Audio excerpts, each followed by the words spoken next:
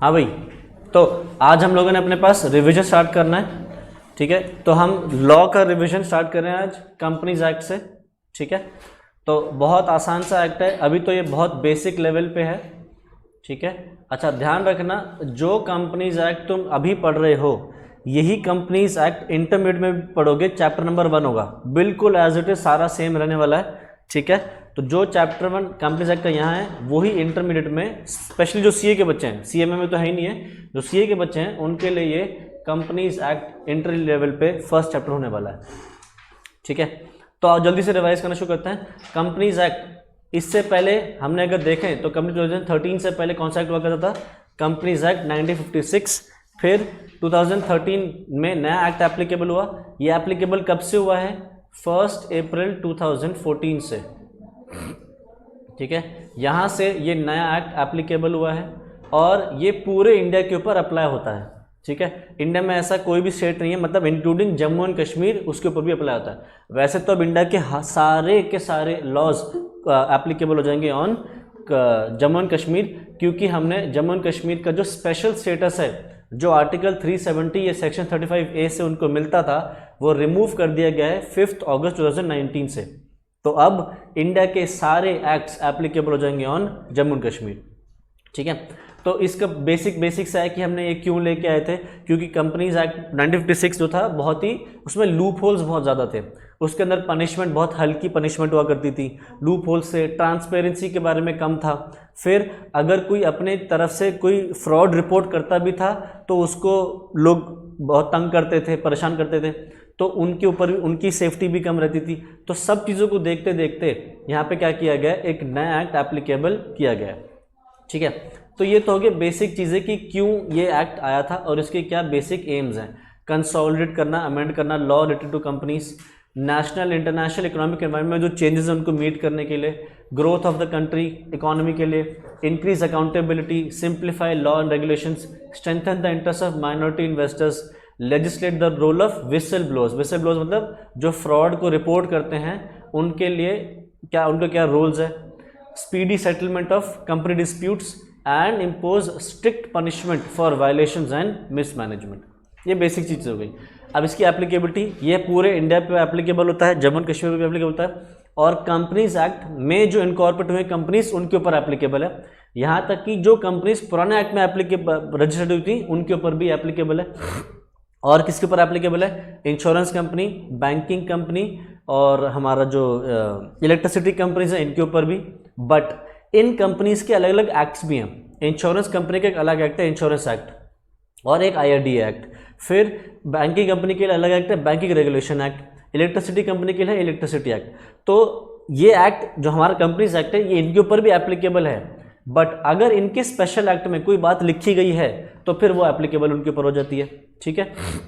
फिर और भी कोई कंपनी जो स्पेशल एक्ट से गवर्न होती है, किसी कंपनी का कोई स्पेशल एक्ट है अपना इनके अलावा, तो उनके ऊपर भी एप्लीकेबल होगा, प्रोवाइडेड ये इनकंसिस्टेंट ना हो विद देयर एक्ट, ठीक है।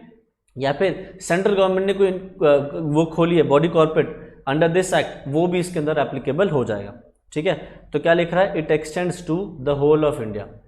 अब ये किसके ऊपर अप्लाई नहीं होगा, तो ये सवाल आ सकता है 1 या 2 नंबर पे, तो किसके ऊपर नहीं एप्लीकेबल है, trust govern by the Indian trust act 1882, ठीक। सोसाइटीज जो कि सोसाइटीज रजिस्ट्रेशन एक्ट 1860 में है, एंड कोऑपरेटिव सोसाइटी, इन तीनों के ऊपर ये एप्लीकेबल नहीं है। तो इसको मार्क कर लेना इंपॉर्टेंट, ये एग्जाम में पूछा जा सकता है कहाँ पे एप्लीकेबल नहीं है, ठीक है। अब कंपनी की डेफिनेशन क्या है, कंपनी की डेफिनेशन कंपनी से तो बहुत ही बेकार सी बोलता है। कंपनी से बोलता है कि कंपनी क्या है, any company which is incorporated under any company law in the time for the time being in force और प्रीवियसली जो कंपनीज एक्ट था। तो जो भी अपना को कंपनी रजिस्टर करवाएगा इस एक्ट में या प्रीवियस एक्ट में, वो है एक कंपनी। बट ये बहुत ही बेकार सी डेफिनेशन है, बट अगर एग्जाम में पूछे तो हमने इसको डिफाइन करना है। Company means a company incorporated under this act और under any previous company law. But सिर्फ यही डेफिनेशन हमारे लिए काफ़ी नहीं है, हमें और भी बताना पड़ेगा कि कंपनी क्या है। एक एसोसिएशन ऑफ पर्संस है जिसमें काफ़ी सारे लोग इकट्ठा होकर आते हैं, कंपनी में कंट्रीब्यूट करते हैं कैपिटल, जिसको बोलते हैं हम स्टॉक स्टॉक कैपिटल, उसमें उनका जितना हिस्सा है उसको बोलते हैं उनका शेयर, तो वो हो जाता है उनकी शेयर कैपिटल। वो लोग क्या करते हैं, मिलके बिजनेस चलाते हैं, बिजनेस में जो प्रॉफिट्स या लॉस होते हैं उसको वो शेयर करते हैं। कंपनी का अपना एक सेपरेट लीगल एंटिटी होगा, कंपनी के पास एक परपेचुअल सक्सेशन होता है, कंपनी अपने आप में एक बॉडी कॉर्पोरेट है, कंपनी अपने नाम पे assets and liabilities take over कर सकती है, कंपनी अपने नाम पे किसी पे केस कर सकती है, कोई कंपनी के ऊपर केस कर सकता है। ठीक है, ये सारी चीज़ें हमने एक ब्रीफ में डेफिनेशन में कंपनी के बारे में बताना है। ठीक है, तो ये डेफिनेशंस हमने अपने पास कर ली। अच्छा, इसके फीचर्स पूछ सकता है, एक फीचर्स ऑफ अ कंपनी, तो इसमें फीचर्स कितने लिखने होंगे, जितने नंबर का सवाल है। 5 नंबर का सवाल है तो 5, 4 नंबर का है तो 4, 6 नंबर का है तो 6। तो सबसे पहला क्या है, सेपरेट लीगल एंटिटी, मतलब क्या है, कंपनी और उसके जो शेयर होल्डर्स हैं ये दोनों अलग अलग इंसान हैं। वैसे हमने अकाउंट्स में भी पढ़ा होता है ये कि बिजनेस और उसका जो एंटिटी जो ओनर होता है वो अलग अलग होता है, बट वो अकाउंट्स में होता है। बट कंपनीज में कंपनी को एक अलग इंसान एक्चुअली में बनाया गया है। वहाँ पे तो सिर्फ अकाउंट्स के पर्पज़ के लिए बनाया जाता है, ज़रूरी नहीं होता कि अलग होता है वो, बट एक्चुअली में कंपनी और उसके जो ओनर है उनको, ओनर जो मेंबर जो है उनको अलग अलग बनाया गया है। कंपनी का एक अपना एक आइडेंटिटी है in the eyes of law, in the contemplation of law भी बोल सकते हैं इसको हम। हमें ऐसे ऐसे वर्ड्स लिखने हैं, in the eyes of law, in contemplation of law, ये एक सेपरेट लीगल एंटिटी। ये वर्ड्स लिखोगे तो मार्क्स मिलेंगे, सारी चीज़ें रटने की जरूरत नहीं है, बट वर्ड्स प्रोफेशनल होने चाहिए। ठीक, अच्छा, कंपनी के पास वो सारी पावर्स हैं जो एक आदमी, नॉर्मल ह्यूमन बीइंग के पास होती हैं, बट उसके पास वो फंडामेंटल राइट्स नहीं होते जो सिर्फ एक नेचुरल पर्सन को ही मिल सकते हैं। जैसे कि राइट टू मैरी, शादी करने का हक किसको है, एक नेचुरल पर्सन को, आर्टिफिशियल पर्सन को नहीं है। तो हमने ये बात यहाँ पे लिख देनी है कि सेपरेट लीगल एंटिटी है, इसके अपने पास खुद के पावर्स हैं कि अपने नाम पे एसेट्स लायबिलिटीज खरीद सकती है, और इसमें अगर मेंबर्स की मौत भी हो गई तो भी ये कंपनी चलती रहेगी, इसका अपना एक अलग वो है। ठीक है, अच्छा, और क्या है फीचर्स। अच्छा, इसमें केस स्टडी आ सकती है। ये केस स्टडी डायरेक्टली नहीं पूछेगा, सवाल कुछ ऐसा डाल देगा जहाँ पे वो कहेगा कि ओनर और कंपनी एक ही दिखा रहा होगा, क्वेश्चन ऐसा आ रहा होगा, दिखेगा तुम्हारे सामने, जहाँ पे कंपनी और ओनर एक एक सब मिले हुए दिख रहे होंगे, तो तुम्हें क्या बोलना है, नहीं एक साथ नहीं है, ये अलग अलग हैं। ठीक है, और फिर उसके अंदर तुम्हें ये ली वर्सेस ली एयर फार्मिंग का केस बताना होगा, जिसमें क्या था, एक आदमी था ली जिसने कंपनी खोलती ली एयर फार्मिंग, इसमें ये क्या था, पायलट था। कंपनी ने क्या किया होता, पायलट के नाम पे एक पॉलिसीज ले रखी थी, एम्प्लॉयज़ के अपने जो है उनके नाम पे एक पॉलिसी ले रखी थी कि कोई भी अगर एम्प्लॉय प्लेन उड़ाते वक्त मर जाता है तो उसको क्या देगी कंपनी, पैसा देगी, इंश्योरेंस का पैसा। तो ली की मौत हो जाती है, ली की पत्नी जब कंपनी से जाके पैसा मांगती है तो कंपनी कहती है कि ये पॉलिसी तो एम्प्लॉयज़ की थी, आप तो कौन हो, ओनर की वाइफ हो, तो आपकी जो ओनर को थोड़ी मिलता है, वो तो एम्प्लॉयज़ के लिए लिया गया था। तो तुम्हें यहाँ पे बताना पड़ेगा कि कोर्ट ने क्या डिसाइड किया कि जो ओनर है वो अलग है और जो उसकी कंपनी है वो अलग है, दोनों एक नहीं है। और ओनर, एक जो मेंबर है वो कंपनी में अलग अलग हैसियत से मल्टीपल जगह पे एक साथ काम कर सकता है। मतलब एक मेंबर भी हो सकते हो आप, एम्प्लॉय भी हो सकते हो, डायरेक्टर भी हो सकते हो, यहाँ तक कि लेंडर भी हो सकते हो। कंपनी में ज़रूरी नहीं है कि सिर्फ आप शेयर होल्डर ही रहोगे, आप और भी हैसियत से कंपनी के साथ अटैच हो सकते हो, जैसे कि एक एम्प्लॉय, डायरेक्टर या फिर लेंडर। ठीक है, ये सारी बातें तुम्हें इसमें बतानी होंगी। नेक्स्ट है परपेचुअल सक्सेशन, मतलब मेंबर्स में कम एंड मेंबर्स में go but company will live on for ever. Sentence ऐसा आ सकता है एग्जाम में, मेंबर्स में कम मेंबर्स में go but the company will go on for ever comment. तो इसका मतलब क्या है, वो बात कर रहा है परपेचुअल सक्सेशन की, कि अगर सारे मेंबर्स की भी मौत हो जाए तो कंपनी अपने आप में चलती रहेगी। ठीक है, तो परपेचुअल सक्सेशन हमने डिस्कस कर लिया। नेक्स्ट, कंपनी की लायबिलिटी लिमिटेड होती है। लिमिटेड कैसे हो सकती है, लिमिटेड हो सकती है या तो बाय शेयर्स या फिर limited by guarantee. Limited by shares का मतलब क्या है, शेयर होल्डर्स की लायबिलिटी कहाँ तक होगी, to the amount of face value of the shares held by them.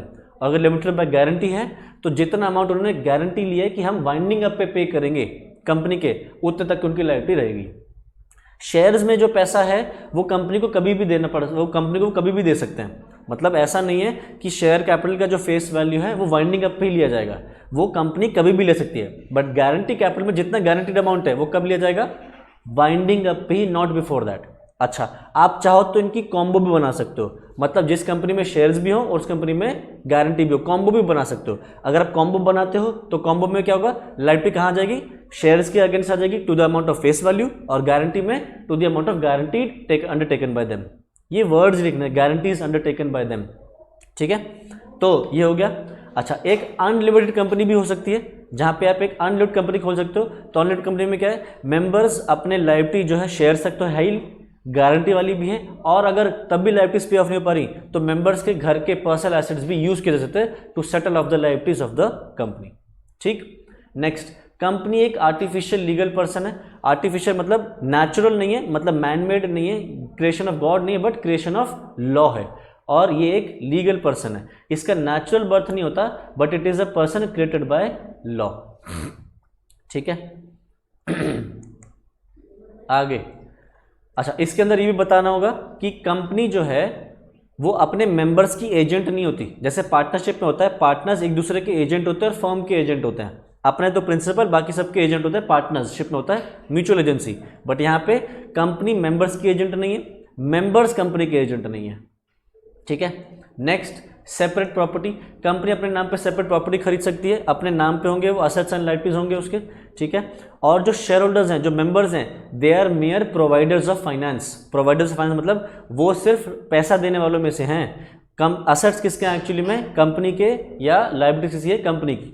ठीक है। जैसे तुम्हें गाड़ी खरीदने जाओ लोन पे, तो तुम क्या करते हो, गाड़ी खरीदते हो, मान लो तुमने फाइनेंस कराई गाड़ी एसबीआई से, तो एसबीआई क्या करता है, पैसे दे देता है कार कंपनी को, और तुम क्या करते हो, धीरे धीरे ईएमआई भर के कार की पेमेंट एसबीआई को करते चले जाते हो।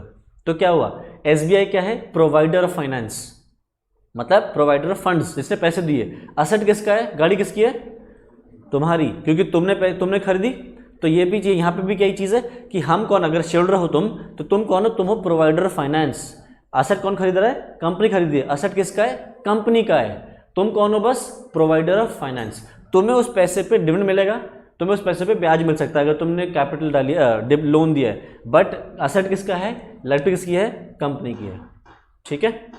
अच्छा, तो इसके अंदर हम ये केस डाल सकते हैं, Macaura versus North Assurance Company Limited. इसके अंदर क्या हुआ था, एक आदमी ने कंपनी की जो टिम्बर था उस पर इंश्योरेंस लिया था अपने नाम पे। असेट किसका था, कंपनी का। टिम्बर मतलब लकड़ी, कंपनी का असेट था टिम्बर, और उस पर इंश्योरेंस लिया। इंश्योरेंस किसने लिया, ओनर ने। और जब वो जो टिम्बर है, वो टिम्बर को आग लग गई, तो वो ओनर जाके पहुंचता है कंपनी के पास, इंश्योरेंस कंपनी से, क्या कहता है कि मेरा जो टिम्बर हुआ इसका पैसा दे दो। तो इंश्योरेंस कंपनी ने पैसा देने से मना कर दिया। क्या बोला कि आपने इंश्योरेंस पॉलिसी क्यों ली, आपका उस असेट में कोई दिलचस्पी नहीं, इंश्योरेबल इंटरेस्ट नहीं है आपका। किसका होना चाहिए, कंपनी का इंश्योरेबल इंटरेस्ट होना चाहिए, ना कि ओनर का। तो क्योंकि ओनर नहीं था, टिम्बर का ओनर शेयरहोल्डर नहीं था, तो उसको पैसा नहीं मिला। ये था ये हमारा Macaura versus Northern Assurance Company Limited. Next, नहीं मिला, वो इंश्योरेंस हो कैसे गया, दैट इज डिफरेंट। वो हमारे को उससे मतलब नहीं है कि क्यों इंश्योरेंस कंपनी ने इंश्योरेंस दे दिया, हमारे लिए उससे रिलेवेंस नहीं है। पॉइंट बस ये है कि उसने इंश्योरेंस अगर ले भी रखा था तो मिलेगा नहीं, क्योंकि कंपनी के एसेट्स थे, वो उसके एसेट्स नहीं थे। आप अपने ही एसेट्स पे इंश्योरेंस ले सकते हो, किसी दूसरे के एसेट पे इंश्योरेंस नहीं ले सकते। ठीक। Next, common seal. कंपनी के पास ऑप्शन है कि वो लेना चाहे तो कॉमन सील बना सकती है, मैंडेटरी नहीं है। पहले किसी टाइम तक मैंडेटरी था, अब कंपनी के पास कॉमन सील होना मैंडेटरी नहीं है। कॉमन सील है क्या, स्टैंप है कंपनी का, कि जहां कंपनी की कॉमन सील लग गई, मान लिया जाएगा कि ये ट्रांजैक्शन अप्रूव करी है कंपनी ने। ठीक है, ये हो गया कंपनी का company seal. Next, separation of ownership and management. ये हम इसको डिस्कस करते हैं। आ जाओ। ओनरशिप एंड मैनेजमेंट अलग अलग रहेगी, मतलब कंपनी को जो चलाएंगे वो हैं बोर्ड ऑफ डायरेक्टर्स, जिनको बोलेंगे मैनेजमेंट, बट कंपनी की जो ओनरशिप रहेगी एक तरीके से किसके पास रहेगी, विद द मेंबर्स और शेयर होल्डर्स। तो मेंबर्स जो शेयर होल्डर्स हैं वो कंपनी नहीं चलाएंगे, चलाएगा कौन, बोर्ड ऑफ डायरेक्टर्स। और बोर्ड ऑफ डायरेक्टर्स के एक्शंस के लिए लायबल कौन होगा, कंपनी। मतलब अगर बोर्ड ऑफ डायरेक्टर्स ने कोई गलत डिसीजन लिया जिससे कंपनी को लॉस हो जाता है, तो वो कंपनी बेयर करेगी, डायरेक्टर्स को बेयर करने की जरूरत नहीं पड़ेगी। यानी कि लॉस किसको उठाना पड़ेगा, अल्टीमेटली शेयर होल्डर्स को, यानी कि मेंबर्स को भी। लास्ट में तो उन्हीं को बेयर करना पड़ेगा ना ultimately. Next, company can sue and be sued. Company अपने नाम पे किसी पे केस कर सकती है, कंपनी के ऊपर कंपनी के नाम से भी केस हो सकता है। Transferability of shares. आप शेयर्स को ट्रांसफर कर सकते हो, शेयर्स के ट्रांसफर पे रिस्ट्रिक्शन लगा सकते हो, प्रोहिबिशन नहीं। ये वर्ड्स लिखने जरूरी हैं कि you can restrict the transfer of shares but you can not impose prohibition on transfer of shares. ये वर्ड्स लिखने, प्रोहिबिट, रिस्ट्रिक्ट। ठीक है। नेक्स्ट, क्या कंपनी एक सिटीजन है, answer is no. Company citizen नहीं है। क्यों? क्योंकि अगर आपको सिटीजन बनना है तो आपके लिए ज़रूरी है कि आप एक नेचुरल बर्थ लो, मतलब इंडिया में पैदा होना ज़रूरी है, या फिर इंडिया में एक स्पेसिफाइड पीरियड ऑफ टाइम तक अगर आप रहते हो तब आप सिटीजनशिप ले सकते हो। बट कंपनी सिटीजनशिप नहीं ले सकती क्योंकि वो इंडिया में पैदा नहीं हुई है। बट हाँ, हम ये कह सकते हैं कि कंपनी के पास वो राइट्स होंगे जो कुछ ना कुछ सिटीजन्स के पास होते हैं, बट सारे जो सिटीजन्स के पास राइट्स होते हैं, फंडामेंटल राइट्स, वो उनको नहीं मिल सकते क्योंकि वो सिर्फ एक इंडिविजुअल को ही मिल सकते हैं। नेक्स्ट, क्या कंपनी प्रॉपर्टी है शेयरहोल्डर्स या मेंबर्स की? नहीं, कंपनी अपने आप में एक अलग इंसान है। क्या हम किसी इंसान को ओन कर सकते हैं? नहीं। क्या तुम्हारे बाप तुम्हें ओन करते हैं? नहीं ना। तुम्हारे पेरेंट्स हैं, बट वो तुम्हारी ओनरशिप नहीं रखते। आप किसी इंसान को ओन नहीं कर सकते।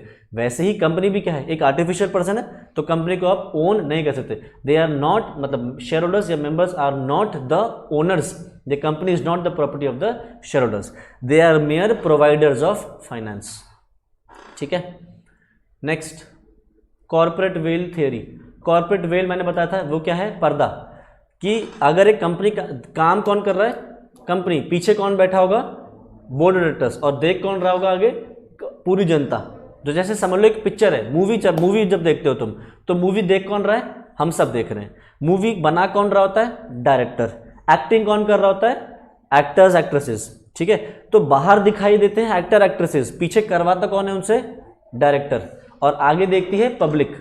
तो यही सेम चीज कंपनी के साथ भी है कि कंपनी को पीछे से चलाएगा कौन, डायरेक्टर, और आगे दिखेगा कौन, कंपनी, और किसको दिखेगी, पब्लिक को।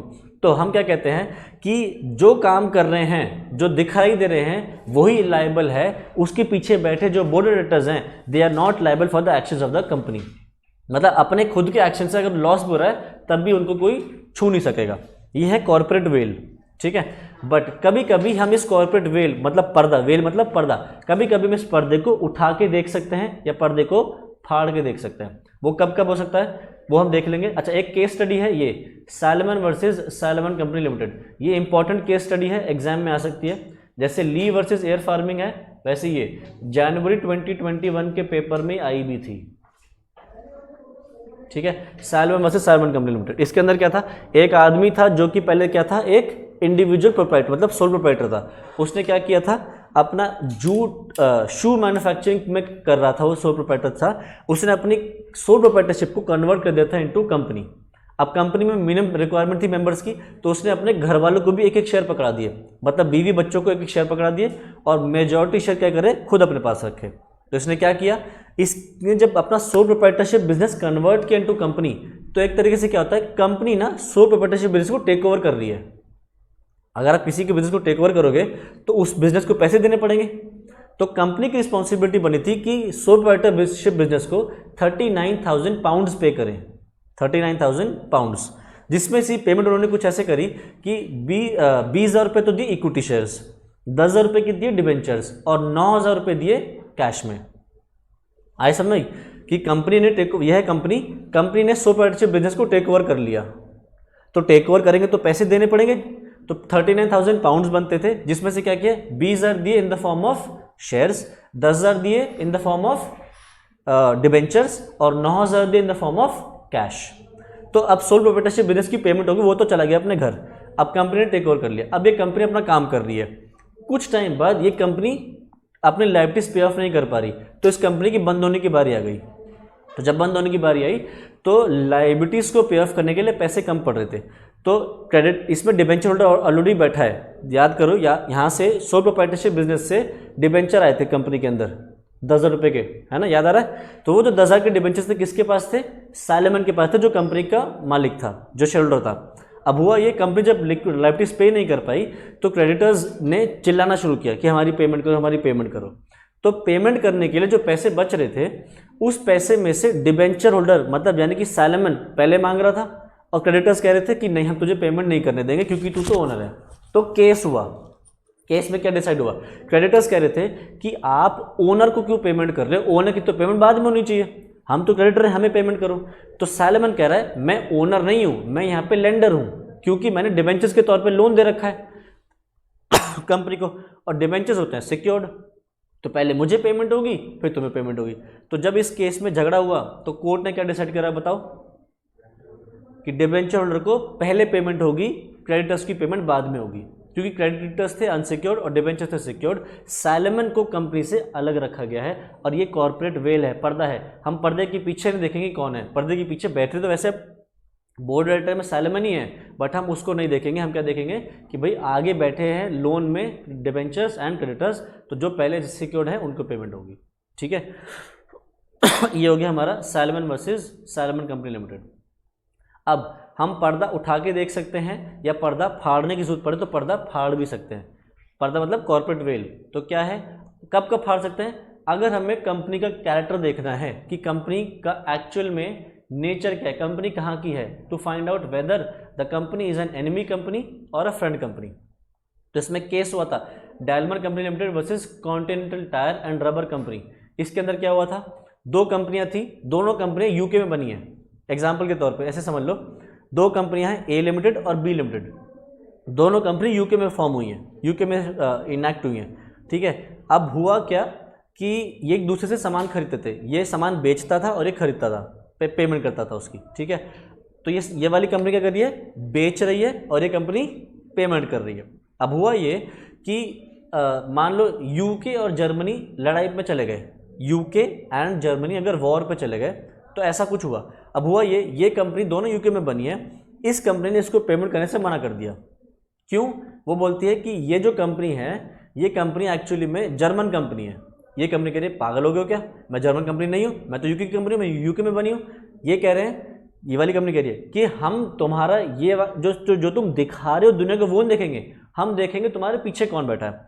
तो इस कंपनी के जो पीछे बैठे थे वो थे German board of directors. Majority जो डायरेक्टर्स थे वो कहाँ थे, जर्मनी के थे। तो ये कंपनी इसको पेमेंट नहीं करी जो इसने सामान खरीदा उसकी, तो इस कंपनी ने केस ठोक दिया। केस ठोकने पे क्या देखा, कोर्ट ने कहा कि अगर कंपनी का ट्रू कैरेक्टर पता करना है तो हम पर्दा हटा के देख सकते हैं। तो उन्होंने जब पर्दा हटाया तो क्या दिखा, पीछे बोर्ड ऑफ डायरेक्टर्स कौन है, जर्मन है। तो जब आप दो देश जंग पे होते हैं तो कॉन्ट्रैक्ट एक्ट में हमने पढ़ा है कि एलियन एनिमी के साथ आप कॉन्ट्रैक्ट नहीं कर सकते और चलता वो कॉन्ट्रैक्ट वहीं सस्पेंड हो जाता है। कॉन्ट्रैक्ट एक्ट में हमने बात पढ़ी chapter number 4 capacity of parties में। तो क्या हो गया, इस कंपनी को इसको पेमेंट करने की जरूरत नहीं थी क्योंकि वो क्या निकली, एक एनिमी कंपनी निकली। तो यहाँ पे हमने पर्दा हटा दिया, भले ही कंपनी यूके की फॉर्मेशन थी। अच्छा, अगर company is formed to evade taxes, अगर कंपनी आपने बनाई गई है टैक्स बचाने के लिए, तो भी अपने कर सकते हैं, पर्दा हटा सकते हैं। ये हमने पढ़ा था, एक केस था Juggilal versus commission of income tax, और एक और केस स्टडी है इसमें sir Dinshaw Maneckji Petit versus income tax. देखो एक केस हुआ था सर डिनशॉ मानेकजी पेटेट, ये आदमी था सुपर डुपर रिच। तो इस आदमी के पास थी बहुत सारी कंपनीज में शेयर्स थे, तो ये क्या करता था, कंपनी के शेयर्स खरीदता था, उन शेयर्स पे डिविडेंड मिलता था और उस डिविडेंड के ऊपर उसकी इनकम बनती थी, वो टैक्स पे करता था। इसको एक दिन दिमाग सूझा कि यार मैं इतना इनकम टैक्स पे कर रहा हूँ तो क्यों ना इनकम टैक्स बचाने का एक जुगाड़ लगाऊं। तो उसने क्या करा, इस बंदे ने, सर डिनशॉ मानेकजी पेटेट ने 4 कंपनियां खोली और चारों कंपनियों को अपने अपने शेयर्स बेच दिए। ठीक है, अब ये कंपनियों के पास इन्वेस्टमेंट पहुंच गई, अब डिविडेंड किसको मिलेगा, उन शेयर्स पे जो डिविडेंड किसको मिलेगा, उन चारों कंपनियों को मिलेगा, क्योंकि शेयर्स किसी के पास चले गए, चारों कंपनी के पास चले गए। तो जो डिविडेंड आ रहा था अब इनको आ रहा था। और कंपनीज मतलब जो इनकम टैक्स एक्ट है उसमें ना कंपनीज बहुत अलग अलग तरीके से टैक्स से बच सकती हैं, अगर खर्चे वर्चे दिखा दें तो टैक्स से बच सकती हैं। तो ये कंपनी क्या करती थी, ये जो 4 कंपनियों से खोलती, ये कोई काम नहीं करती थी सिवाय इसके कि वो डिविडेंड रिसीव करती थी और वो डिविडेंड सर डिनशॉ मानेकजी पेटेट को दे देती थी एज लोन, जो कभी रीपे नहीं करता था। ठीक है, क्या किया, इनकम आई इन 4 कंपनी के पास, वो इनकम क्या कर देता था, डिनशॉ मानेकजी पेटेट को दे देते थे और एज लोन, जो वो लोन कभी रीपे नहीं करता था। तो क्या देखा कि भैया ये जानबूझ के कंपनी खोली गई है टैक्स बचाने के लिए। तो कोर्ट ने क्या बोला, वैसे तो ये कंपनियों की इन्वेस्टमेंट है बट हम पर्दा हटा के देखेंगे पीछे कौन बैठा है। तो पर्दे के पीछे कौन बैठा था, सर डिनशॉ मानेकजी पेटेट। तो क्या कहा गया, हम पर्दा हटाएंगे और क्या मानेंगे, ये इनकम किसकी है, डिनशॉ मानेकजी की है, और हम उसके ऊपर टैक्स लगाएंगे ना कि कंपनी के ऊपर। ठीक है, तो यहाँ पे पर्दा हटाया गया। अच्छा, और क्या है, company is form to avoid legal और वेलफेयर ऑब्लिगेशन लेजिस्लेशन। इसमें क्या हुआ था, एक कंपनी थी एसोसिएटेड रबर एंटरप्राइजेस लिमिटेड, उसके वर्कमैन और कंपनी के बीच में केस हुआ। जल्दी से केस स्टडी डिस्कस चलता है। एक कंपनी है ए लिमिटेड, ऐसी सिंपली एक कंपनी है ए लिमिटेड। ए लिमिटेड के पास उन्होंने अपने एम्प्लॉयज़ के लिए एक वो निकाल रखी है प्रोविजन कि अगर हमारा profit late us suppose 5 crore से ज़्यादा एक्सीड कर जाता है तो हम तुम्हें देंगे बोनस। ठीक है, तो मैं मान लो मैं हूँ ए लिमिटेड, तुम कौन हो, सारे एम्प्लॉयज़ हो, तो मेरा तुम्हारे से कॉन्ट्रैक्ट है, अगर हमारी कंपनी का प्रॉफिट 5 करोड़ से ज़्यादा हुआ तो एज खुशी के मौके पे मैं तुम्हें क्या दूंगा, बोनस दिया करूँगा। तो मैं तुम्हें कई सालों से बोनस दे रहा हूँ, ठीक है, तुम भी खुश हो मैं भी खुश हूँ कि चलो ठीक है ठीक है। फिर एक दिन मेरे दिमाग में सोचता है कि यार किस तरीके से मैं प्रॉफिट भी कमा लूँ और तुम्हें टैक्स देने से, तुम्हें वो देने से, बोनस देने से बच जाऊँ। तो मैंने क्या किया, मैंने एक कंपनी और खोल दी। ठीक है, मैंने एक और कंपनी खोली जिसका नाम था मान लो बी लिमिटेड। और क्या किया, मेरे पास बहुत इन्वेस्टमेंट्स थी, कंपनी के पास, ए लिमिटेड के पास बहुत सारी इन्वेस्टमेंट्स थी, वो क्या करी, इसको दे दी। ठीक है, तो क्या हुआ, जो मुझे इंटरेस्ट इनकम, डिविडेंड इनकम आनी थी वो अब मुझे नहीं आएगी, किसको आएगी, बी लिमिटेड को आएगी। मेरा प्रॉफिट हो गया कम, प्रॉफिट कम हो तो क्या हो गया, 5 करोड़ से कम हो गया, 5 करोड़ से कम हो तो क्या हुआ, तुम्हारा बोनस खलास हो गया, तुम बोनस नहीं दे पाओगे, ले पाओगे। तो तुमने मुझ पर केस ठोका, क्या कि सर आपने मतलब ए लिमिटेड तुमने क्या किया, तुमने हमारा बोनस बचाने के लिए अपने शेयर इधर ट्रांसफर कर दिए। तो मैंने कहा तो भाई ये तो अलग कंपनी ना, मैंने इसको बेचे, तो ये इनकी इनकम है, इनकी इनकम मेरी इनकम अलग अलग है, ए लिमिटेड अलग है, बी लिमिटेड अलग है। तो केस ठोका, तो केस ठोकने पे कोर्ट ने क्या बोला कि हम बी लिमिटेड के पीछे का पर्दा हटाएंगे। पर्दा उठा के देखा तो कौन बैठा ए लिमिटेड के पीछे, बी लिमिटेड के पीछे कौन बैठा है, ए लिमिटेड, क्योंकि ए लिमिटेड ने कंपनी खोली थी। तो क्या बोला कि अगर आप अपनी लीगल लाइबिलिटीज़ या वेलफेयर लेजिस्लेशन की जो प्रोविजन है उनसे बचना चाह रहे हो तो हम पर्दा हटा देंगे। तो पर्दा हटाया तो क्या देखा, ए लिमिटेड की ही कंपनी थी, तो मान लिया कि ये कंपनी इनकम इसकी नहीं है, किसकी है, ए लिमिटेड की है। ए लिमिटेड के प्रॉफिट में उसको ऐड कर दिया और तुम्हारा बोनस वापस आ गया। ठीक, ये हो गया हमारा ये वाला case. Next, formation of subsidies to act as agents. अगर आपने कंपनी खोली है as a subsidiary to act as agents, इसके अंदर भी एक केस स्टडी थी merchandise transport limited versus British transport commission. तो जैसे लेट अस सपोज, पूनम नींद आ रही तुझे, मुझे क्या, जा जल्दी जा। लेट अस सपोज मेरी कंपनी है ए लिमिटेड, ठीक है, मैंने ब्रिटिश ट्रांसपोर्ट कमीशन में अपने ट्रक्स के लिए लाइसेंस मांगा कि मेरे को अपने ट्रक्स चलवाने हैं, मान लो यूपी से पंजाब तक, तो उसका लाइसेंस बनवाना है। तो मैंने मान लो ट्रांसपोर्ट कमीशन से लाइसेंस मांगा, तो मैंने जो डॉक्यूमेंट सबमिट करे उसके बेसिस पे ट्रांसपोर्ट कमीशन ने मुझे लाइसेंस नहीं दिया, तो मैं हो गया नाराज़ कि भैया मेरे को लाइसेंस नहीं मिला। ए लिमिटेड होगी नाराज़, तो ए लिमिटेड ने क्या किया, एक और कंपनी खोल दी बी लिमिटेड। ठीक है, और बी लिमिटेड से क्या कहा, अब तू अप्लाई कर। ठीक है, तो बी लिमिटेड ने अप्लाई करा, तो एक तरीके से कह लो ब्रिटिश ट्रांसपोर्ट कमीशन है, ट्रांसपोर्ट कमीशन ने उसको दे दिया। फिर बाद में पता चला कि बी लिमिटेड के पीछे कौन बैठा था, ए लिमिटेड। तो ऐसे सिचुएशन में पर्दा हटा दिया, क्या कहा कि भाई जब तुम्हें रिजेक्ट हो गया था तो तुम ऐसे चक्रव्यूह घुमा के, कान घुमा के, ऐसे नहीं ऐसे घुमाने की पकड़ने की कोशिश कर रहे हो, हम इसको अलाउ नहीं करेंगे। तो ये हुआ था यहाँ पे कंपनी इस केस स्टडी में मर्चेंडाइज ट्रांसपोर्ट लिमिटेड में, कि अगर आपको मना हो गया तो आप एक सब्सिडी कंपनी जानबूझ के खोल रहे हो ताकि वो एजेंट की तरह बिहेव करे और लाइसेंस ले ले, तो यहाँ पे पर्दा हटा दिया। नेक्स्ट, अगर कंपनी फॉर्म हुई है फॉर फ्रॉड और इम्प्रॉपर कंडक्ट और टू डिफीट लॉ, अगर कंपनी खोली गई है फ्रॉड करने के लिए, इम्प्रॉपर कंडक्ट या लॉ को डिफीट करने के लिए, तो हम पर्दा हटा देंगे। ये तो बेसिक सी चीज़ है कि भैया अगर फ्रॉड करना चाहोगे या क्रेडिटर्स के साथ चीटिंग करना चाहोगे, लीगल ऑब्लिगेशन से बचना चाहोगे, तो हम क्या करेंगे, पर्दा हटा देंगे। Next, to determine the technical competence of the company. ठीक है, अगर कंपनी की टेक्निकल कॉम्पिटेंस पता करनी है तो हम पर्दा हटा सकते हैं। इसमें देखो एक केस स्टडी दिख रही है, new Horizons limited versus union of India. देखो एक इसमें एग्जांपल लेते हैं, मैं हूं मान लो ए लिमिटेड, ठीक है, और मुझे चाहिए टेली कम्युनिकेशन का लाइसेंस, मतलब 4G लाइसेंस, 5G लाइसेंस जो होता है ना, वो लाइसेंस चाहिए मुझे ए लिमिटेड को। ठीक है, तो मैंने गवर्नमेंट से एप्लीकेशन, गवर्नमेंट से कहा कि मुझे दे दो, गवर्नमेंट ऑफ टेली कम्युनिकेशन जो है हमारी, मिनिस्ट्री ऑफ टेली कम्युनिकेशन, उनको एप्लीकेशन दी। उन्होंने क्या कहा मुझसे, ये बोल के मना कर दिया कि आप एक नई कंपनी हो, अगर आपको 4G लाइसेंस चाहिए, 5G लाइसेंस चाहिए, तो आपको कम से कम 4-5 साल का एक्सपीरियंस होना चाहिए इस फील्ड में, तभी आपको 4G 5G का लाइसेंस मिल सकता है। तो अभी आपको नहीं है, तो उन्होंने मुझे मना कर दिया। तो मैं हूं ए लिमिटेड, मेरे पीछे बैठे हैं ऐसे डायरेक्टर्स, मेरे पीछे ऐसे बैठे हैं ऐसे डायरेक्टर्स जिनके पास वो एक्सपीरियंस है 4-5 साल वाला, जो कंपनी चलाने को चाहिए 4G 5G वाला। तो मैंने फिर केस ठोका गवर्नमेंट के ऊपर, मैंने कहा आप गलत कर रहे हो। तो कोर्ट में जब केस चला तो कोर्ट ने क्या बोला कि दिखाई तो दे रहा है ए लिमिटेड, पर ए लिमिटेड के पीछे कौन बैठे हैं? ऐसे डायरेक्टर्स जिनके पास वो 4-5 साल की रिक्वायरमेंट जो आपकी है वो है, उनको आता है कंपनी चलाना, तो अल्टीमेटली कंपनी तो खुद कुछ करना नहीं, करना किसने है? डायरेक्टर्स नहीं करना है। तो फिर यहाँ पे पर्दा हटाया और क्या कहा कि नहीं नहीं नहीं, बैठे हैं पीछे 4-5 साल वाले एक्सपीरियंस वाले लोग, आप इनको लाइसेंस दे दो। तो ये हुआ new Horizons limited versus union of India. ठीक है, नेक्स्ट, अगर हम कंपनीज को देखें अलग अलग क्लासेस में तो कैसे होते हैं? कंपनीज को देख सकते हो on the basis of number of members. तो अगर आप ऐसे देखोगे तो कंपनी आपको मिलेंगी 3, पहली ओपीसी, दूसरी प्राइवेट, तीसरी पब्लिक। ओपीसी में मिनिमम 1 मैक्सिमम 1 मेंबर हो सकता है, प्राइवेट में मिनिमम 2 मैक्सिमम 200 हो सकते हैं 200, और पब्लिक में मिनिमम 7 मैक्सिमम अनलिमिटेड हो सकता है। ठीक, अगर आप कंपनी को देखोगे on the basis of liability तो आपको लायबिलिटी के बेसिस पे 3 कंपनी मिल सकती हैं। एक तो company limited by shares, company limited by guarantee, company limited by unlimited liability. ये तीनों हम देख चुके, डिस्कस कर चुके हैं अपने पास। आगे देखते हैं कंपनी लिमिटेड बाय शेयर्स हम देख चुके हैं, कंपनी लिमिटेड बाय गारंटी भी हम देख चुके हैं। ठीक है, अच्छा, सवाल आ सकता है कि कंपनी लिमिटेड बाय गारंटी कब खोली जा सकती है? तो ये जनरली कंपनी तब खोली जाती है जब किसी को कंपनी स्टार्ट करते हुए पैसे की जरूरत नहीं है। बिजनेस स्टार्ट करने में अगर आपको पैसे की जरूरत नहीं है तब जनरली गारंटी कैपिटल वाली कंपनी खुलती है, या फिर अगर आप पैसा बाहर से अरेंज कर सकते हो खुद ही, जैसे कि इंडाउमेंट से, या फिर आप अरेंज कर सकते हो थ्रू डोनेशंस, तो ऐसी सिचुएशन में गारंटी कैपिटल वाली कंपनी खोली जाती है, जहाँ पे इनिशियली कैपिटल की रिक्वायरमेंट है तो नहीं है, और अगर रिक्वायरमेंट है भी तो आप बाहर से अरेंज कर लोगे, ओनर को डालने की जरूरत नहीं है।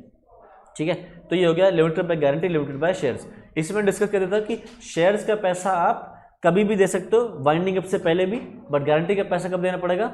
Only on the event of winding up of the company. Next, इनके बीच में डिफरेंसेस इनको पढ़ लेना कि शेयर्स का ट्रांसफर कैसे कैसे हो सकता है, ये सारी चीज़ें हम लोगों ने पढ़ रखी हैं अपने पास, इनका डिफरेंस एक बार पढ़ लेना। नेक्स्ट हमारे पास अनलिमिटेड कंपनी, ये तो हमें पता ही है। अनलिमिटेड कंपनी कौन सी? जिसमें मेंबर्स की लायबिलिटी अनलिमिटेड है, मतलब शेयर्स और गारंटी कैपिटल के अलावा भी अगर पैसे कम पड़ जाते हैं तो फिर मेंबर्स अपने पर्सनल एसेट्स, घर के एसेट्स को भी यूज़ करके कंपनी की लायबिलिटीज को पे ऑफ करेंगे। नेक्स्ट है, अगर कंपनी को देखोगे on the basis of number of members, तो पहला क्या है? ओपीसी। तो ओपीसी में एक ही मेंबर होता है। ठीक है, अच्छा, इसके अंदर एक चीज़ पता नहीं बनाई या नहीं बनाई, इसमें अगर मैं बात करूं मेंबर की तो मिनिमम मेंबर 1 मैक्सिमम मेंबर 1। अगर मैं बात करूं डायरेक्टर की तो उससे मिनिमम डायरेक्टर कितने चाहिए? 1, मैक्सिमम कितने हैं? 15। ठीक है, तो अगर ये बात नहीं लिख रखी नोट्स में तो लिखना चाहो तो लिख लो कि मिनिमम मेंबर्स तो एक ही, मैक्सिमम भी एक ही, डायरेक्टर्स में 1 या मैक्सिमम 15 तक जा सकते हैं।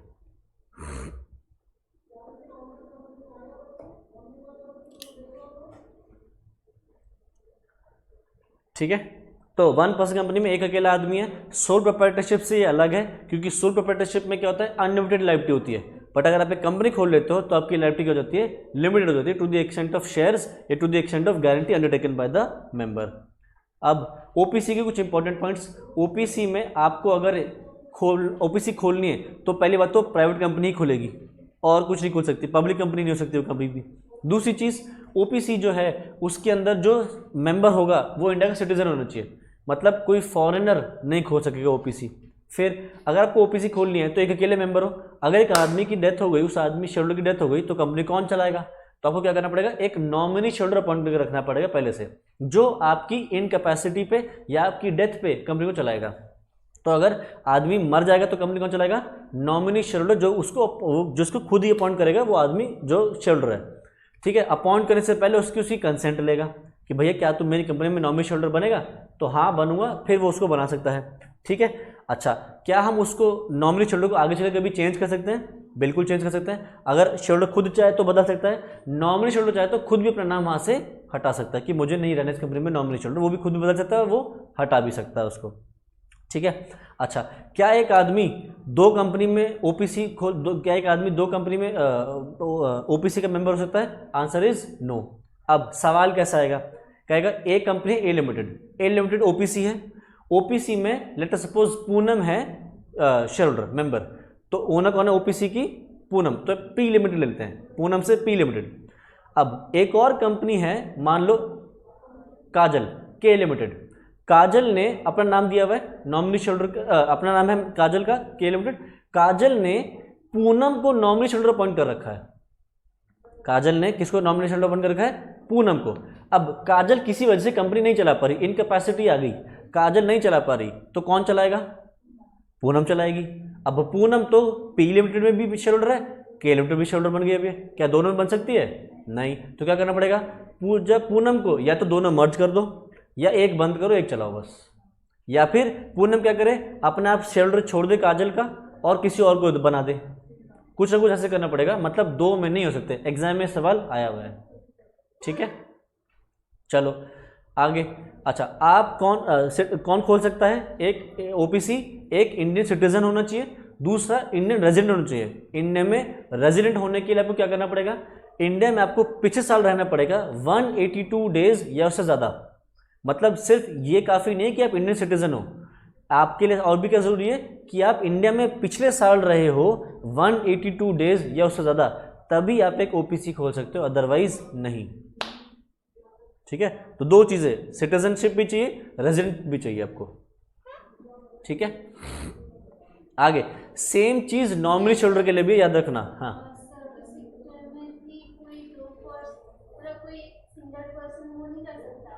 मतलब सर्विस सेक्टर में, मतलब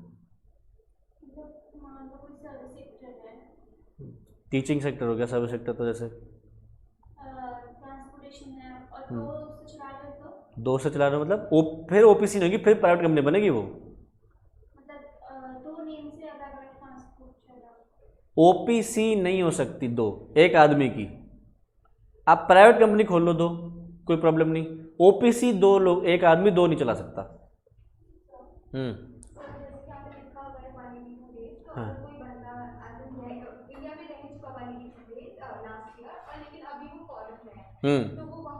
खोल सकता है, क्योंकि अभी के लिए वो नॉर्मल रेजिडेंट है इंडिया का। ठीक है, अच्छा, आप एक माइनर को मेंबर नहीं बना सकते ओपीसी का। ठीक है, माइनर को बनाओगे तो उसके जो गार्डियन है या पेरेंट है उसी को बनाओगे और माना जाएगा कि वही मेंबर है, वही नॉमिनी शेयर होल्डर है। ठीक है, अच्छा, ओपीसी एनबीएफसी वाले काम नहीं कर सकती, जो नॉन बैंकिंग फाइनेंशियल कंपनी करती है उसको वो ये काम नहीं कर सकती।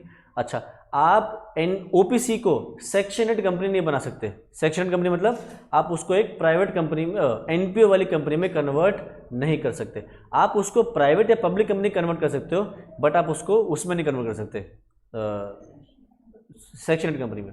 ठीक है, अच्छा, अगर आपने एक बार ओपीसी खोल ली और आप उसको कुछ टाइम बाद कन्वर्ट कर जाते तो ओपीसी टू प्राइवेट कंपनी, तो आपको मिनिमम 2 साल तो ओपीसी रहना पड़ेगा। मतलब ऐसा नहीं है कि आज ओपीसी खोली 2-3 महीने बाद करो, नहीं हमें तो वही करना है, प्राइवेट कंपनी खोलनी, किसी और को भी मेंबर लेना है अपने पास, नहीं। अगर आपने ओपीसी खोली है तो मिनिमम 2 साल के लिए अभी ओपीसी के तौर पर चलेगी। हाँ, बट कि एक सिचुएशन है जहाँ पे आपको कंपल्सरली कन्वर्ट करना पड़ेगा बिफोर 2 ईयर्स। वो क्या है?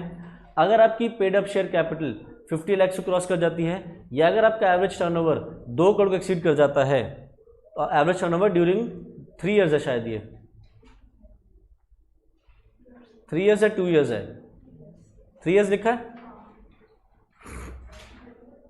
अगर आपका ये average turnover during the period of 3 years, या आपका paid up share capital 50 lakh से इंक्रीज कर जाता है, तो 2 साल की रिक्वायरमेंट पूरी करने की जरूरत नहीं है। 2 साल से पहले भी आप कंपल्सरली कन्वर्ट कर सकते हो इनटू दिस प्राइवेट कंपनी या पब्लिक कंपनी। ठीक है, अगर आपने इनके 1% कंपनी जो प्रोविजंस को तोड़ा तो पेनल्टी लगेगी, किसके ऊपर? कंपनी के ऊपर भी, ऑफिसर के ऊपर। कितनी पेनल्टी? 10,000 रुपये तक की पेनल्टी है।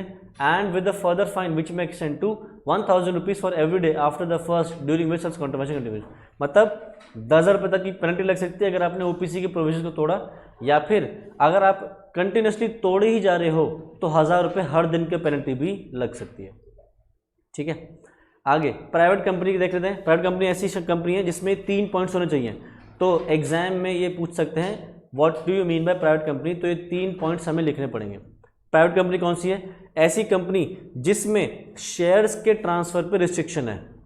दूसरा, ये कंपनी कभी भी पब्लिक से पैसा नहीं उठाएगी किसी भी तरीके से, ना तो शेयर्स, ना डिबेंचर्स, ना लोन, मतलब ना बॉन्ड्स, किसी भी तरीके से पब्लिक से पैसा उठाएगी। तीसरा, इसमें मैक्सिमम नंबर ऑफ मेंबर्स 2 से ज़्यादा नहीं हो सकते। तो ये 3 चीज़ें लिखनी ज़रूरी है, नहीं तो मार्क्स हटेंगे। क्या? पहला इसके शेयर्स के ट्रांसफर पे रिस्ट्रिक्शन है, प्रोहिबिशन नहीं है, प्रोहिबिट नहीं कर सकते, रिस्ट्रिक्शन लगा सकते हो। दूसरा, ये कभी भी पब्लिक से पैसे नहीं उठाएगी, ना तो in the form of shares, ना in form of loans, debentures, bonds, किसी भी फॉर्म में नहीं। तीसरा, इसमें मैक्सिमम नंबर ऑफ मेंबर्स कितने हो सकते हैं? 200, नॉट बियॉन्ड दैट। अब ये 200 वाले पॉइंट में उन्होंने सवाल पूछ लिया, क्या बोला कि भैया इतने इतने मेंबर्स है, बताओ ये मेंबर्स हैं या नहीं, मतलब क्या है प्राइवेट कंपनी रहेगी नहीं रहेगी। तो देखो इसके ऊपर एक क्लॉज है, आप 200 लोग तो काउंट करोगे 200, बट इसमें कुछ कुछ लोगों के साथ एक्सेप्शन है, कुछ स्लाइट चेंजेस हैं। अगर 2 लोगों ने जॉइंटली शेयर्स होल्ड करें, अगर 2 लोगों ने जॉइंटली शेयर्स होल्ड करें तो उनको हम एक शेयरहोल्डर मानेंगे, ठीक है। जो जैसे मतलब एक मियाँ बीवी हैं, दोनों के नाम पे शेयर्स हैं, तो हम क्या कहेंगे? जॉइंटली शेयर्स होल्ड करें तो एक ही आदमी को काउंट करेंगे, 2 नहीं काउंट करेंगे। दूसरा, अगर आप करंट में कंपनी के एम्प्लॉय हो और आपके पास शेयर्स हैं कंपनी के, तो आपको 200 की लिमिट में काउंट नहीं करेंगे। और तीसरा, अगर आप कंपनी के एक्स एम्प्लॉय हो जिसने शेयर्स खरीदे थे तब जब कंपनी में वो नौकरी कर रहा था और अभी तक उसने कंपनी छोड़ने के बाद भी शेयर्स नहीं छोड़े हैं, तो उनको काउंट नहीं करेंगे। ध्यान रखना, इस पर सवाल आ गया है, जनवरी 2021 के पेपर में आ गया था सवाल। क्या था? जनवरी था या मई नवंबर वाला कोई पेपर था, डिस्कस कर रहा हूँ मैं, दोबारा से सुन लो। किसको नहीं काउंट करेंगे? करंट एम्प्लॉय जिसके पास शेयर है उसको 200 में, मतलब ये कितने भी हो सकते हैं, कोई प्रॉब्लम नहीं। सिमिलरली अगर आप एक्स एम्प्लॉय हो, कंपनी छोड़ चुके हो, बट आपने शेयर खरीदे कब थे? जब आप कंपनी में नौकरी करते तब ने आपके शेयर्स खरीदे हुए हैं, और तब से अब तक आपने नौकरी भी छोड़ दी पर अभी भी शेयर्स होल्ड करके बैठे हो, तो आपको शेयर होल्डर नहीं मानेंगे, मतलब आपको 200 के लिमिट में काउंट नहीं करेंगे।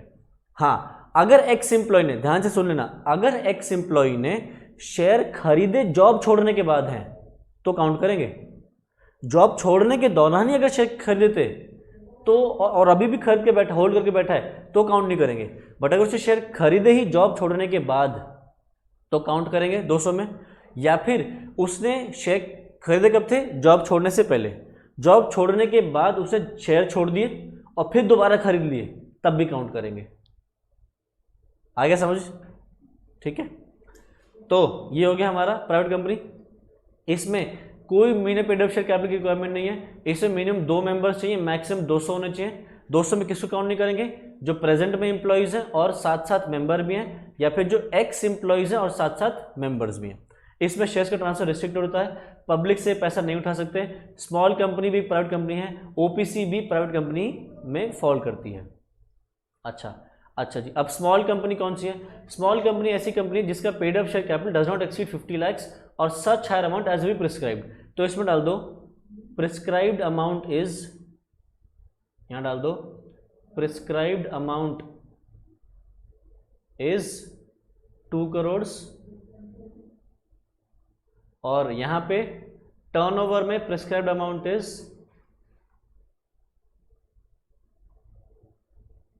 20 crore।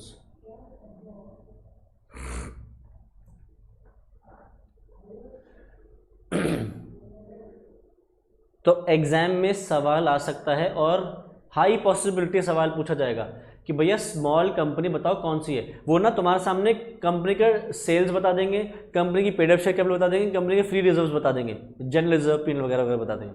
तुम्हें बताना होगा कि ये कंपनी स्मॉल कंपनी है या नहीं, या फिर उसके आगे साथ में कह देंगे अगर ऐसा हो जाए तो ये कंपनी रहेगी नहीं रहेगी, मतलब उसके अंदर स्लाइड चेंजेस और कर देंगे। तो हमने क्या करना है? स्मॉल कंपनी कौन सी है? जिसमें दोनों कंडीशन पूरी हो। क्या?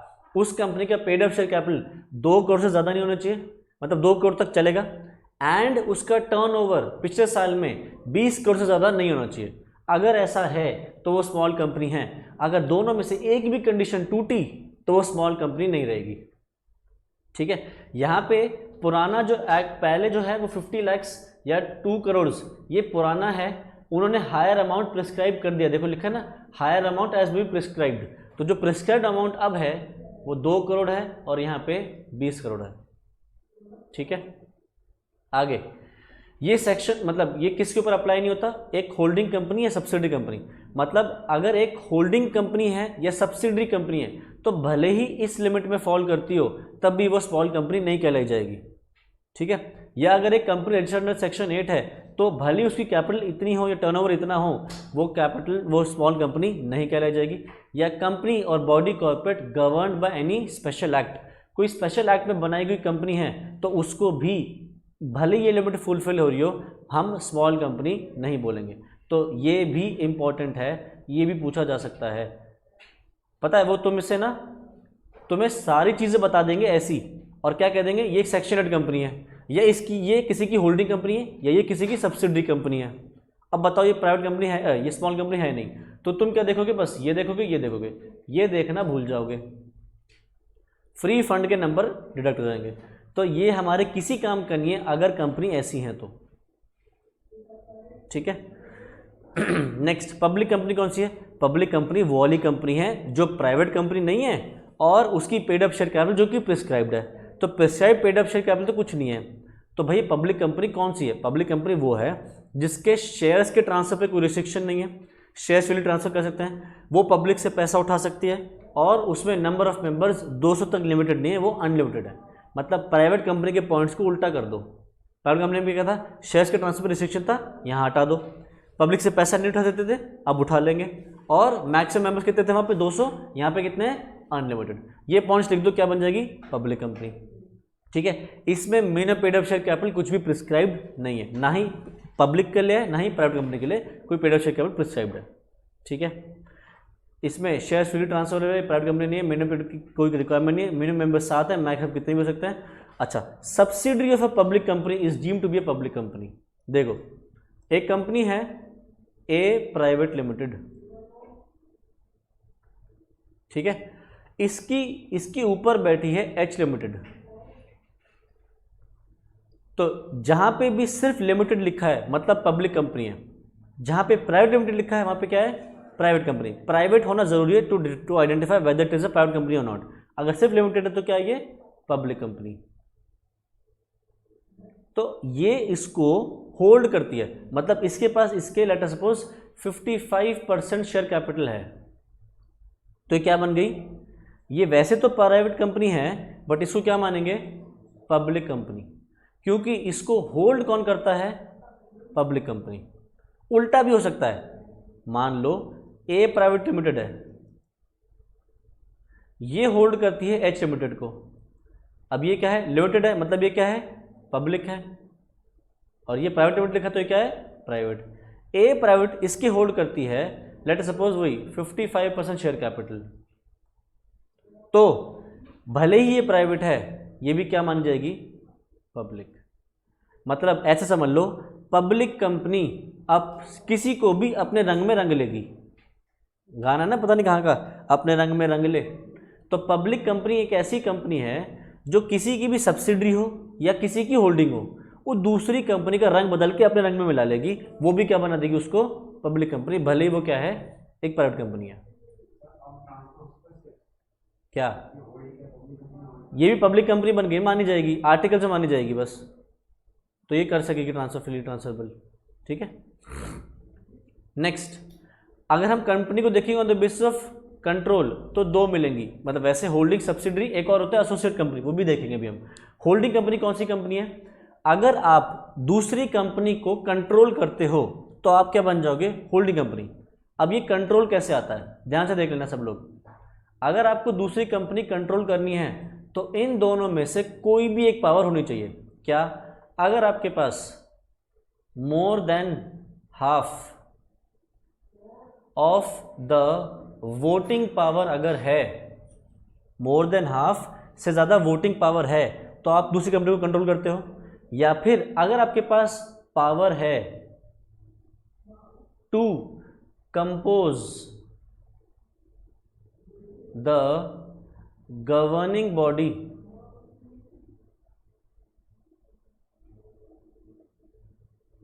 ऑफ सम अदर कंपनी, तो हम क्या कहेंगे? ये एक पब्लिक होल्ड कंपनी कंट्रोल करती है। तो जैसे लेट अस सपोज ए लिमिटेड बी लिमिटेड में शेयर कैपिटल होल्ड करती है 60%। तो यहां पे जब मैं लिखता हूं ना वोटिंग पावर, तो वोटिंग पावर होती किसके पास है? इक्विटी शेयर्स वालों के पास। तो अगर आपके पास मोर देन 50% शेयर कैपिटल है इक्विटी, तो हम क्या कहेंगे? आप बी लिमिटेड को क्या करते हो? कंट्रोल करते हो। या फिर अगर ए लिमिटेड के पास ये नहीं है, बट ए लिमिटेड के पास ये पावर है कि बी लिमिटेड के डायरेक्टर को कभी भी अपॉइंट कर सकते हैं, कभी भी नौकरी से निकाल सकते हैं, तो क्या कहेंगे, ए लिमिटेड कंट्रोल करता है बी लिमिटेड को। इन दोनों में से कोई भी एक पावर है तो हम क्या कहेंगे, ये क्या है, होल्डिंग कंपनी है या फिर सब्सिडी कंपनी। अच्छा, अब इसमें एक कॉन्सेप्ट आता है लेयर्स का। आप कितनी लेयरें बना सकते हो, तो 2 लेयर बना सकते हैं हम बस।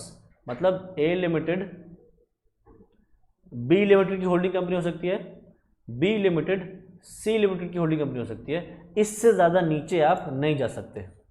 मतलब चाहो कि सी लिमिटेड किसी और टेक ओवर कर ले, ऐसा नहीं कर सकते, ठीक है।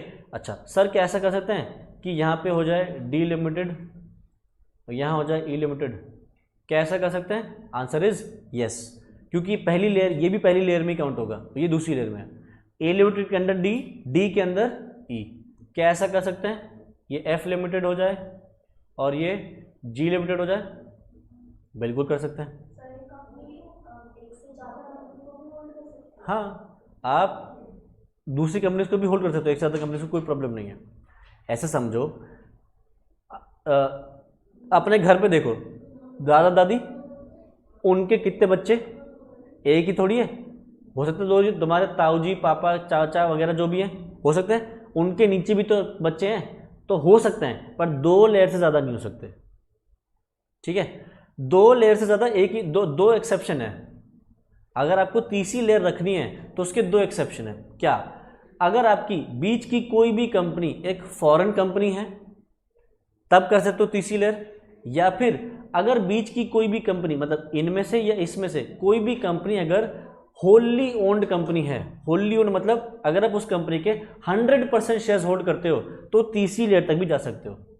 तो जैसे लेट सपोज ए लिमिटेड बी लिमिटेड को होल्ड करती है, बी लिमिटेड सी लिमिटेड के 100% शेयर कैपिटल होल्ड करती है, मतलब बी के पास क्या है, सी के सारे शेयर्स हैं, तो फिर आप नीचे एक और लेयर खोल सकते हो, ठीक है। या फिर एफ लिमिटेड जी लिमिटेड के, ये जी लिमिटेड क्या है, जी लिमिटेड है एक कंपनी इनकॉर्पोरेटेड आउटसाइड इंडिया,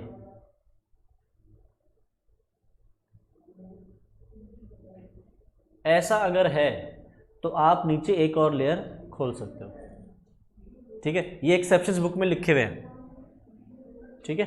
तो अगर आप 100% शेयर्स होल्ड करते हो तो तीसरी लेयर, या फिर अगर आप जिस कंपनी को होल्ड करते हो वो एक फॉरेन कंपनी, मतलब कंपनी कॉर्पोरेट आउटसाइड इंडिया है, तो थर्ड लेयर अलाउड है।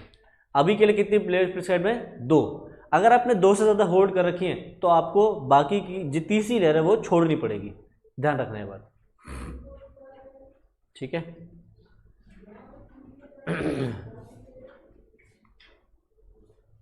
तो यहाँ पे लिख दिया मैंने, 2 लेयर प्रिस्क्राइब्ड है इसके अंदर, ठीक है।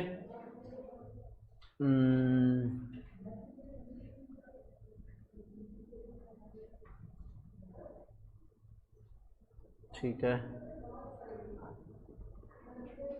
अगर आप शेयर्स होल्ड करते हो फिड्यूशरी कैपेसिटी में,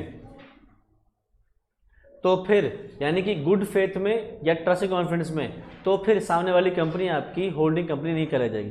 मतलब अगर एक कंपनी दूसरी कंपनी के शेयर्स होल्ड करती है इन फिड्यूशरी कैपेसिटी, यानी कि कैपेसिटी ऑफ अ ट्रस्टी, तो इस सिचुएशन में भले ही आपके पास 50% ज़्यादा वोटिंग पावर हो, तब भी हम क्या कहेंगे, वो होल्डिंग कंपनी नहीं है। नेक्स्ट, अगला है associate company.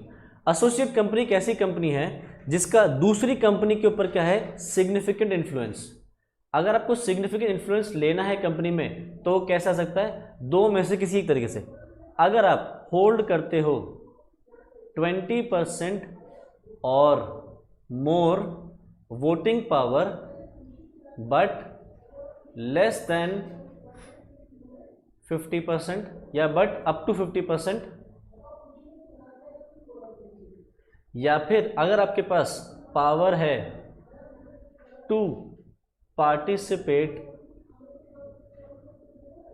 In the decision making process, तो हम कहेंगे आप क्या हो, एक एसोसिएट कंपनी। ए लिमिटेड अगर बी लिमिटेड में होल्ड करती है let us suppose 30% voting power, तो हम क्या कहेंगे, ए लिमिटेड की एसोसिएट कंपनी है बी लिमिटेड, या ए लिमिटेड अगर होल्ड करती है 49% वोटिंग पावर, तो भी हम क्या कहेंगे, ए लिमिटेड क्या है, बी लिमिटेड की एसोसिएट कंपनी है, क्योंकि उसके पास क्या है, सिग्निफिकेंट इन्फ्लुएंस। अच्छा मुझे बताना, ए लिमिटेड अगर होल्ड करती है बी लिमिटेड में 52% वोटिंग पावर, तो ए लिमिटेड बी लिमिटेड क्या बनेगी, हाँ, होल्डिंग कंपनी बन जाएगी, क्योंकि क्या हो गया, 50 से ज़्यादा एक्सीड कर गया, 50 के अंडर है बट 20 से ज़्यादा है, 20 से ज़्यादा है बट अप टू 50 है, तो क्या बनोगे, एसोसिएट। 50 को क्रॉस कर गया तो क्या बन जाओगे, होल्डिंग कंपनी, ठीक है। या फिर सिग्निफिकेंट इन्फ्लुएंस कैसे आ सकता है, अगर आपके पास पावर है कि आप दूसरी कंपनी के जो डिसीजन मेकिंग प्रोसेस है उसमें पार्टिसिपेट कर सकते हो, तो क्या बन जाओगे आप, एसोसिएट कंपनी। मतलब ये ना भी हो बट ए लिमिटेड के पास बी लिमिटेड है पावर टू पार्टिसिपेट, तो हम कहेंगे ये एक एसोसिएट कंपनी बन गई, भले ही शेयर नहीं भी है, ठीक है। तो एसोसिएट कंपनी के डेफिनेशन में जॉइंट वेंचर कंपनी भी इंक्लूड हो जाती है। जॉइंट वेंचर कंपनी कौन सी है, दो कंपनियां मिलके एक काम कर रही हैं, एक प्रोजेक्ट को अंडरटेक कर रही हैं, अपने अपने एसेट्स दोनों ला रही हैं और कंपनी को चला रही हैं, तो क्या होती है, एक जॉइंट वेंचर कंपनी। तो जॉइंट वेंचर कंपनी को एसोसिएट कंपनी के डेफिनेशन में इंक्लूड कर दिया गया है, ठीक है। आगे अगर हम देखें कंपनी को on the basis of access to capital, capital का कितना एक्सेस है, तो हमारे पास दो आती हैं, एक है लिस्टेड कंपनी, एक अनलिस्टेड कंपनी। लिस्टेड कंपनी कौन सी है, बच्चे ज़्यादा जवाब देते हैं सर लिस्टेड कंपनी वो है जिसके शेयर्स स्टॉक मार्केट पे लिस्टेड हैं।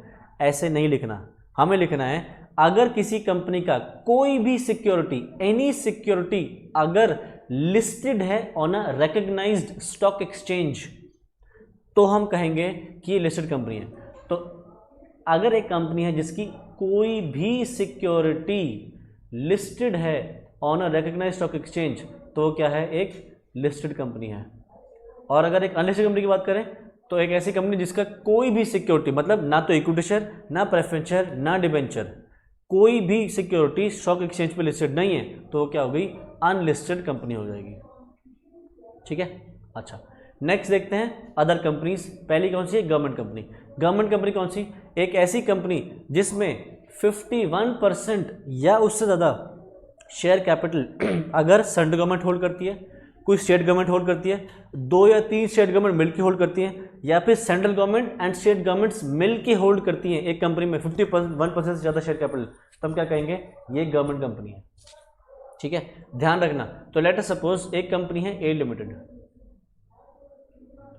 ए लिमिटेड में 20% शेयर कैपिटल होल्ड करती है central government, 25% share capital hold करती है महाराष्ट्र गवर्नमेंट। बताओ क्या ये कंपनी गवर्नमेंट कंपनी है, ए लिमिटेड क्या गवर्नमेंट कंपनी है, नहीं। क्यों, क्योंकि इन दोनों का मिला के 45% ही बन रहा है। मान लो यूपी गवर्नमेंट भी इसमें शेयर खरीद लेती है 15% शेयर कैपिटल, तो क्या ये कंपनी गवर्नमेंट कंपनी बन जाएगी, बन जाएगी, क्योंकि तीनों का मिला के 51% या उससे ज़्यादा हो गया है, ठीक है। नेक्स्ट फॉरेन कंपनी कौन सी है, ध्यान से सुनना, फॉरेन कंपनी की definition. Foreign company means a company incorporated outside India which has set up a place of business in India either physically और इलेक्ट्रॉनिकली थ्रू आइदर इटसेल्फ और through an agent and which conducts any business activity in India is a foreign company. ध्यान से सुनना, इसकी definition में 3-4 points हैं। पहला, foreign company कौन सी, एक कंपनी जो इनकॉर्पोरेट हुई है आउटसाइड इंडिया, ठीक है। दूसरा, it has setup a place of business in India, ठीक है, उसने क्या किया है, इंडिया में एक प्लेस ऑफ बिजनेस सेटअप किया है। अब वो जो सेटअप किया है या तो कंपनी ने खुद किया है या अपने एजेंट के थ्रू करवाया है। वो जो ऑफिस उन्होंने सेटअप किया है वो सेटअप या तो फिजिकल ऑफिस किया है या फिर इलेक्ट्रॉनिकली किया है। और पांचवा, वो इंडिया में कोई भी बिजनेस कंडक्ट कर रही है, तो क्या मानेंगे, ये है एक फॉरेन कंपनी। तो ये पांचों पॉइंट्स को लगा डाला तो लाइफ झिंगा लाला, ठीक है। ये 5 पॉइंट्स हमें याद रखने हैं। पहला, इनकॉर्पोरेट हुई आउटसाइड इंडिया। दूसरा, उसने क्या किया है, इंडिया में एक प्लेस ऑफ बिजनेस सेटअप किया है। वो प्लेस ऑफ बिजनेस या तो उसने खुद सेटअप करवाया या एक एजेंट के थ्रू करवाया। वो प्लेस ऑफ बिजनेस जो है वो या तो फिजिकल ऑफिस है या फिर इलेक्ट्रॉनिकली काम कर रहे हैं, और लास्ट वो इंडिया में किसी भी तरीके से कोई बिजनेस एक्टिविटी कंडक्ट कर रहे हैं, तो क्या मानेंगे, ये क्या है, एक फॉरेन कंपनी। तो इन पांचों को लगा डाला तो लाइफ झिंगा लाला। ठीक है। Next section 8 company. Section company कौन सी है, एक ऐसी कंपनी जिसका ऑब्जेक्टिव प्रॉफिट कमाना नहीं है, उसका ऑब्जेक्टिव क्या है, अपने ऑब्जेक्टिव्स को अचीव करने की तरफ काम करना, और अगर उनको कोई इस बीच में कोई प्रॉफिट हो जाता है तो वो उस प्रॉफिट को बिजनेस में री इन्वेस्ट कर लेंगे, वो अपनी कंपनी में मेंबर्स को डिविडेंड के तौर पे डिस्ट्रीब्यूट नहीं करेंगे। ठीक है, ये डिविडेंड नहीं बांटते हैं, प्रोहिबिशन इनके डिविडेंड के ऊपर, और ये प्रॉफिट आएगा भी तो प्रॉफिट का यूज़ करेंगे अपने ही बिजनेस को प्रमोट करने में या अपने ऑब्जेक्टिव्स को अचीव करने में ही री इन्वेस्ट कर देंगे, शेयरहोल्डर्स को नहीं बांटेंगे। ठीक है, तो अगर आपको सेक्शन 8 कंपनी खोलनी, मतलब एक एनपीओ खोलनी एज अ कंपनी, तो सेंट्रल गवर्नमेंट को अप्लाई करना पड़ेगा आपने।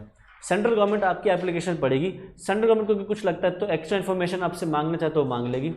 अगर सेंट्रल गवर्नमेंट को लगता है कि हाँ आपको सेक्शन 8 कंपनी का लाइसेंस दे देना चाहिए तो वो आपको लाइसेंस दे देगी, बट करना चाहे तो उसके साथ कोई कंडीशन लगा सकती है कि ये कंडीशन आपको पूरी करनी पड़ेगी एज अ सेक्शन 8 कंपनी, तो फिर सेक्शन कंपनी का लाइसेंस मिल जाएगा। अगर आपने सेंट्रल गवर्नमेंट की दी हुई इंस्ट्रक्शंस को फॉलो नहीं किया, कंडीशन फॉलो नहीं किया, तो सेंट्रल गवर्नमेंट आपका जो ये लाइसेंस है वो वापस छीन सकती है। बट आपका लाइसेंस छीनने से पहले वो आपको एक अपॉर्चुनिटी देगी अपनी सफाई पेश करने का कि क्यों आपने कंडीशन पूरी नहीं करी, ये कंडीशन क्यों टूटी, उसके लिए आपको टाइम देगा। ठीक है। अच्छा, अगर आपकी एक सेक्शन 8 कंपनी है तो सेक्शन 8 कंपनी को अपने नाम के आगे ना तो लिमिटेड लगाना ना प्राइवेट लिमिटेड, कुछ नहीं लगाना, वो अपने मर्जी से जो मर्जी नाम रखना चाहे तो रख सकते हैं without the use of limited और प्राइवेट लिमिटेड। ठीक है। लाइसेंस रिवोक कर सकते हैं, डिस्कस कर लिया। अगर आपने सेंट्रल गवर्नमेंट की कंडीशन को फुलफिल नहीं किया या सेंट्रल गवर्नमेंट को लग रहा है आप सेक्शन 8 कंपनी होते हुए भी प्रॉफिट कमा रहे हो, डिविडेंड बांट रहे हो, तो ऐसे सिचुएशन में आपके लाइसेंस को वापस ले सकते हैं। ठीक है, इसके सिग्निफिकेंट पॉइंट्स हैं, जल्दी से पढ़ लेना इनको घर पे एक बार। ठीक है। नेक्स्ट है एक डोरमेंट कंपनी। डोरमेंट कंपनी कौन सी है, एक ऐसी कंपनी जो कि इनएक्टिव कंपनी है, मतलब एक ऐसी कंपनी जो काम नहीं कर रही।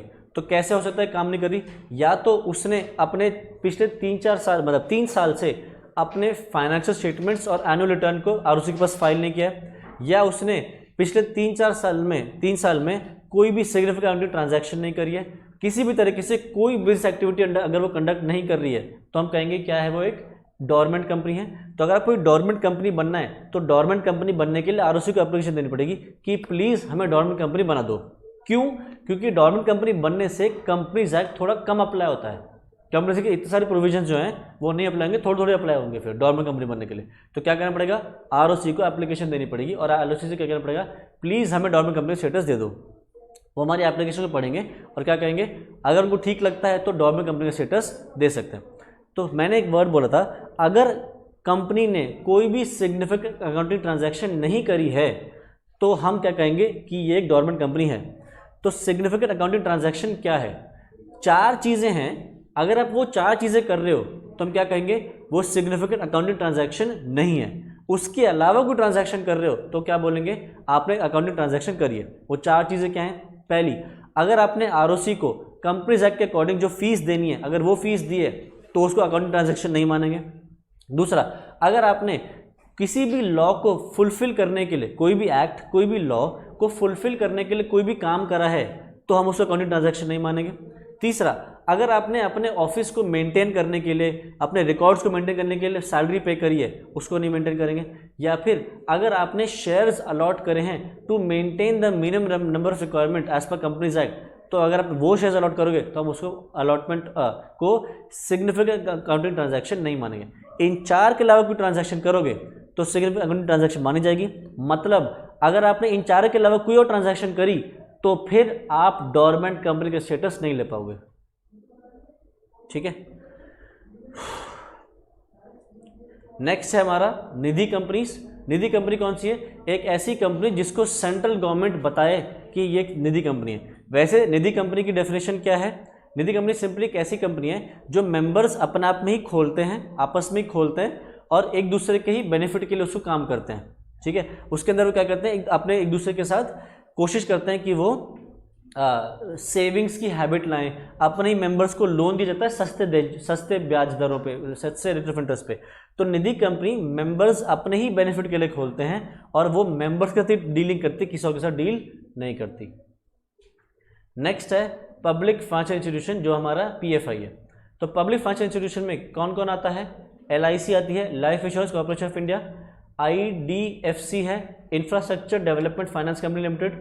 फिर a specified company referred to in the UTI Act, institutions notified by the central government under section 4A clause 2 of Companies Act 1956, so repealed under section 460 of this act, and such other institution as to be notified by central government in consultation with RBI।